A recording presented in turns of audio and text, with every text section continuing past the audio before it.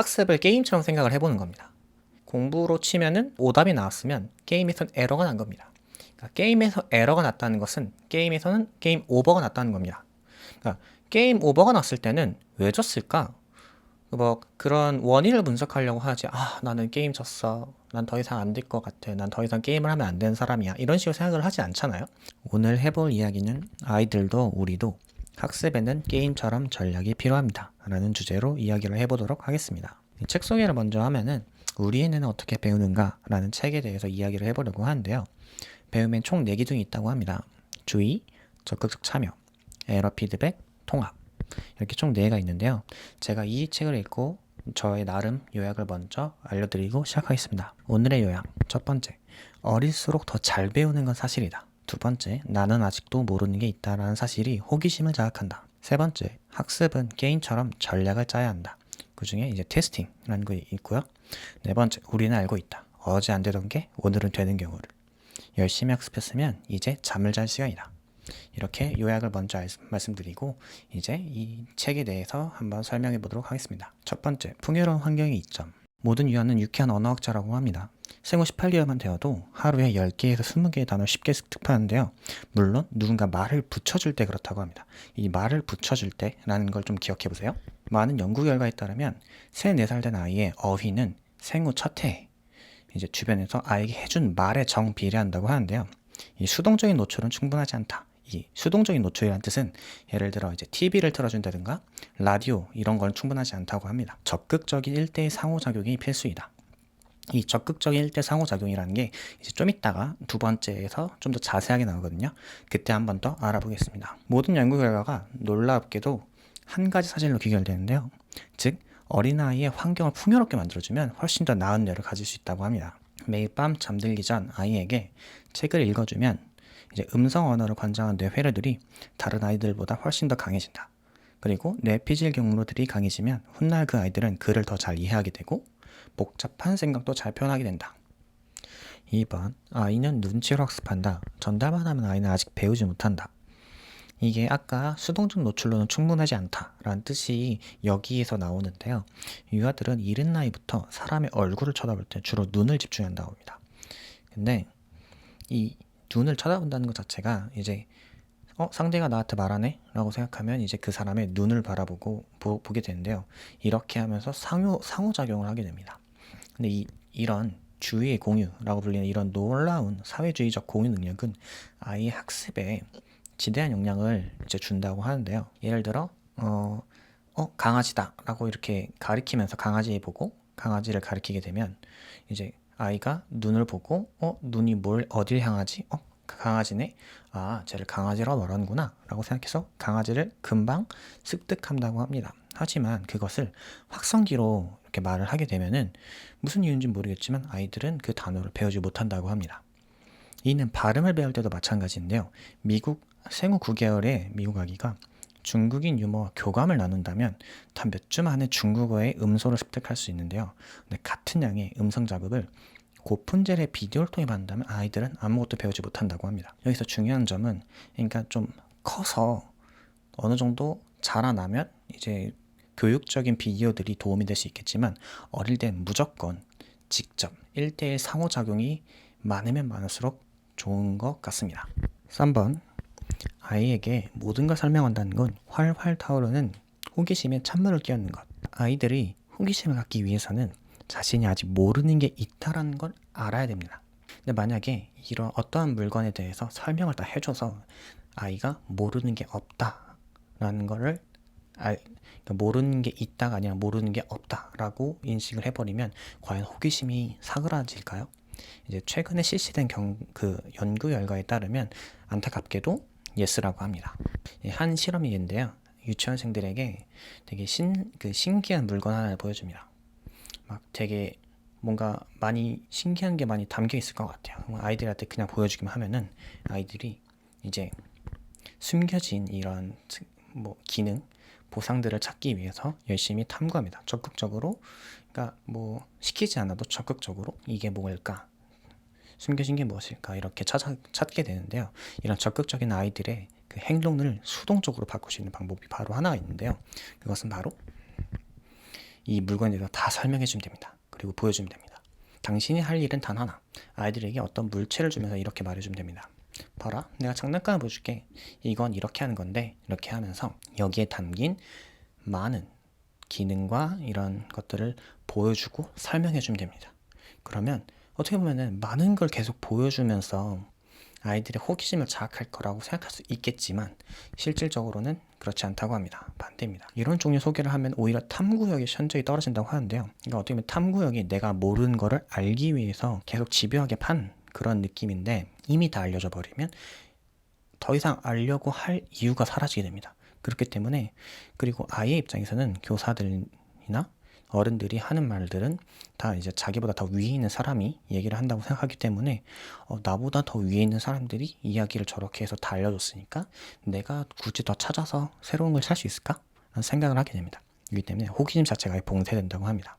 그렇기 때문에 아이들에게 호기심을 자극하기 위해서는 설명 위주의 소개보다는 오히려 경험 위주로 다양한 경험을 스스로 탐구할 수 있게 도와주는 것이 좋다고 생각합니다. 네 번째, 인생은 성적처럼이 아닌 게임처럼. 앞에 1, 2, 3번의 경우에는 좀 아이들의 포커스를 맞췄다면 네 번째, 다섯 번째는 성인들에게도 꽤나 유용한 정보라고 생각합니다. 왜 성적처럼이 아닌 게임처럼일까요? 일단 성적처럼이라는 게 뭘까요? 이 책에서 나오는 성적 피드백은 가장 최악의 에러 피드백이라고 합니다. 왜 그럴까요? 이 학교에 성적이 나왔을 때 이 너가 왜 A인지, 왜 B인지, 왜 C인지 알 수가 없다고 합니다. 근데 에러 피드백이라는 경우는 에러가 났을 때, 그러니까 자기가 열심히 학습을 해서 시험을 봤을 때 에러가 났어. 그러니까 오답이 났으면 이게 왜 오답인지 이런 거를 어떻게 하면 고칠 수 있는지 이런 과정을 통해서 점점 더 발전해 나가야 된다고 생각합니다. 하지만 이 성적 피드백은 지금까지 내가 한 결과에 점수만 딱 부여하고 더 이상의 피드백이 나오지 않습니다. 그렇기 때문에 이 책에서 성적 피드백은 가장 최악의 에러 피드백이라고 합니다.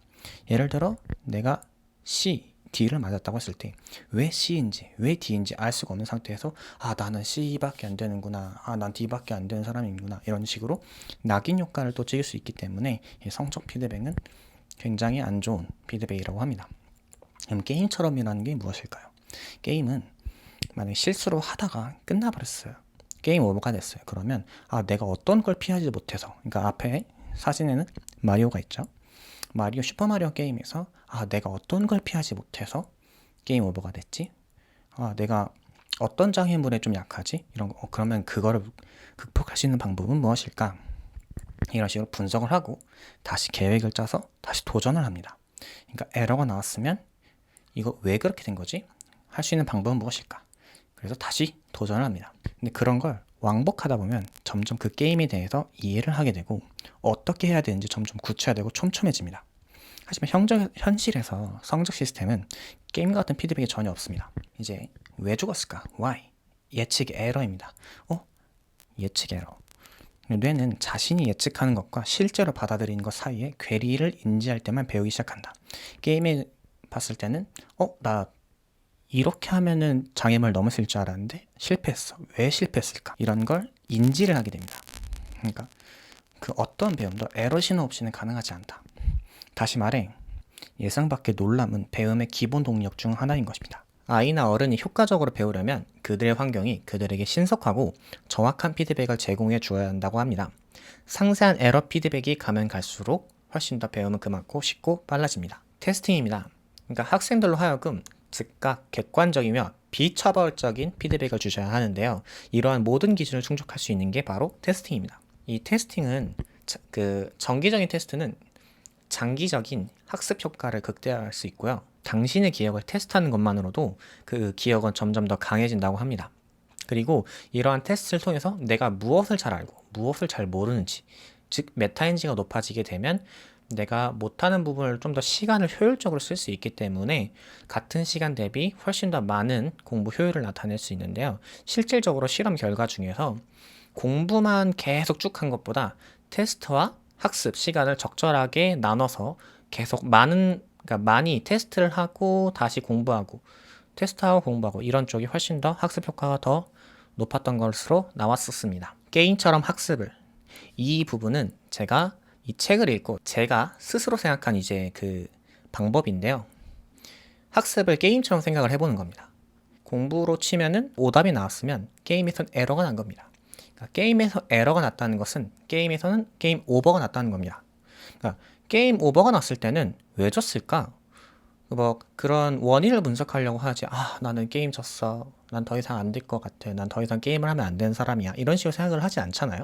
그렇듯이 이 학습도 게임처럼 한번 생각을 해보자는 겁니다. 왜 틀렸지? 왜 이 답이 아닐까? 그리고 그러면 이거를 어떻게 하면 더 정확하게 알 수 있을까? 그리고 그런 걸 다시 학습을 해서 다시 도전을 하는 겁니다. 게임처럼. 그렇기 때문에 이게 실질적으로는 막 바로 이렇게 적용하기는 힘들 것 같습니다. 하지만 지속적으로 의식적으로 나는 게임을 하는 거야 라는 느낌으로 틀렸으면 에러를 다시 수정해서 다시 도전을 하면 난 더 게임에 더 높은 레벨을 갈 수 있어 라고 생각을 하면서 같이 생각을 하면서 학습을 하는 것이 좀 더 그 장기적인 관점으로 봤을 때 그 배움에 대해서 질리지 않고 꾸준히 할 수 있는 원동력이 될 거라고 저는 생각합니다. 5번째, 우리는 알고 있습니다. 어제 안 되던 게 자고 나니 잘 되던 경우를. 왜 그럴까요? 이유는 간단합니다. 우리의 뇌는 매일 밤에 낮에 배운 것들을 통합하기 때문인데요. 이게 더 예외적인 경우도 있겠지만 많은 증거에 따르면 잠자는 동안 새로운 걸 학습하는 건 불가능합니다. 하지만 이미 경험한 것들을 계속해서 반복하는 효과가 있다고 하는데요. 새로운 건 낮에 연습해서 이제 그거를 밤에 이미지 트레이닝처럼 계속 뇌가 반복 학습을 하고 있는 겁니다. 즉 훈련에 필요한 데이터 부족 문제를 이제 잠을 통해서, 그러니까 저희가 24시간 깨서 계속해서 학습을 할 수 없잖아요. 그렇기 때문에, 그리고 깨어 있다고 한들 계속해서 새로운 걸 집어넣을 수가 없습니다. 그렇기 때문에 이 뇌는 어떻게 하면 이걸 더 효율적으로 쓸 수 있는지에 대해서 고민한 결과 낮에는 학습을 하고 잠에는 자면서 뇌가 스스로 정리를 하면서 다시 복습을 하는 그런 형태로 학습과 수면은 꽤 밀접한 연관성이 있을 수 있다고 볼 수 있습니다. 결론입니다. 어릴수록 더 잘 배우는 건 사실입니다. 이걸 잘 활용하기 위해선 아이의 환경을 풍요롭게 만들어주는 것으로 적극적인 1대 상호작용, 특정 시간을 할애해서라도 아이에게 다양한 책을 읽어줄 것입니다. 들려주는 것은 안 됩니다. 내가 아직 모르는 걸 있다는 게 아는 것만으로도 호기심을 자극한다. 내가 어떤 것에 전부 알게 되면 아이는 그것에 대해 이제는 더 알 수 있는 게 없다고 생각하고 호기심이 사라져버린다. 아이들은 계속해서 예측을 하고 가설을 세워서 실험을 반복합니다. 마치 과학자처럼요. 우리가 해줄 건 옆에서 지켜보다가 신속 정확한 피드백을 주는 것입니다. 공부만 시키지 말고 주기적으로 테스트를 통해 아이가 무엇을 모르는지 알 수 있게 인지시켜주면 됩니다. 내가 틀렸다는 건 에러가 났다는 것. 게임에선 단순히 게임 오버가 났다고 생각하고 에러를 내가 더 앞으로 발전할 수 있는 발판으로 생각하고 예측하고 계획하고 도전해서 점점 나아갈 수 있게 생각을 바꾸자. 우리는 알고 있습니다. 어제 안 되던 게 오늘은 되는 이유를. 열심히 학습했으면 이젠 잠을 잘 시간입니다. 네, 이것으로 이번에 책 리뷰를 마치도록 하겠습니다. 감사합니다.